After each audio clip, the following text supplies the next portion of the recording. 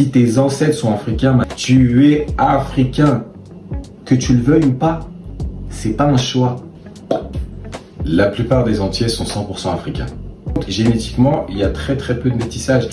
C'est pas un truc de ouf d'être métis. En Afrique aussi, il y a des métis. T'es pas un noir ultra, un noir supérieur parce que tu as du sang d'ailleurs qui a fait pipi dans ta tête. Ça va dans la tête. Tu peux pas avoir du sang de quelqu'un qui, quand ton ancêtre est arrivé, n'était déjà plus là. Quand nos ancêtres sont arrivés aux Antilles, c'était pour remplacer les Amérindiens parce que les Amérindiens, pour la plupart, avaient été décimés. Il y a des métis.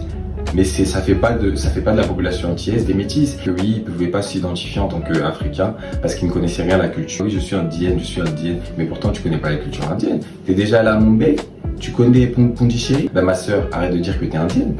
Oui, les Africains, vous. Ma chérie, quel Africain, moi ou toi? Parce que dans les commentaires là, il n'y a que des Africains. Moi, j'utilise le terme africain intramuros et africain extramuros. Il y en a qui sont encore en Afrique. Il y en a qui ont été déportés il y a 400 ans. Donc ça va être du coup toi, ma chérie, qui m'appelle l'Africain.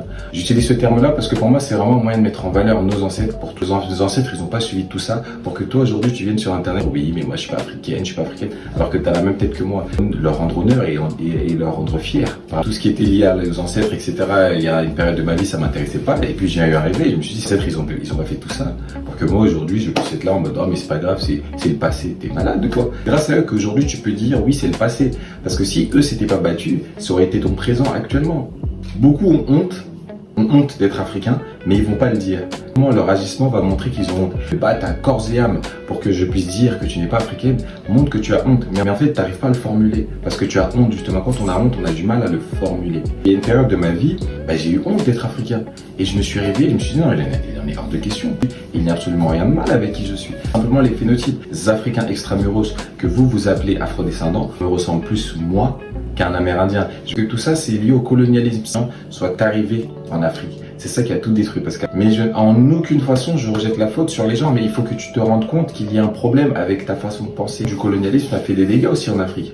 Toujours cette tendance à toujours valoriser ce qui vient d'ailleurs. L'extramuros, c'est-à-dire que pour les Africains qui ont quitté le territoire, les dégâts du colonialisme, on peut le voir à cause du rejet que certains vont avoir de l'Afrique et sur autres. Les Antilles étaient métissés. C'est faux. Aux Antilles, il y a un métissage culturel. En fait, tout est une question de ratio. Lorsqu'il y a une majorité de Noirs, tu ne peux pas dire que la société entière est métissée. C'est pas parce qu'il y a deux métis dans une pièce que la pièce est métissée. Je te demande comment ce sang-là est arrivé en toi. Ou ils vont parler du métissage pour... Aujourd'hui, non, tout le monde peut être métis. Rencontrer une femme d'origine gitane ou autre et faire un enfant métis, c'est pas un truc de fou. C'est ça qui pousse des jeunes garçons noirs. Eux, leur style, c'est pas les femmes noires. Tout simplement parce qu'en fait, eux, ils sont complexés, ils ne veulent pas, ils ne s'aiment pas. Et en fait, le but de leur vie, c'est de se métisser à tout prix. Et au lieu de le dire qu'ils ne s'aiment pas, ils ont honte de le dire.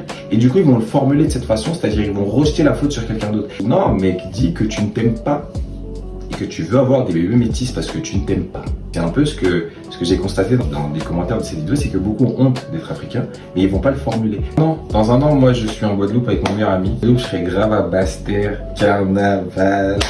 Donc les gars, il faut m'accueillir avec amour, votre Africain préféré, c'est le but de mon message.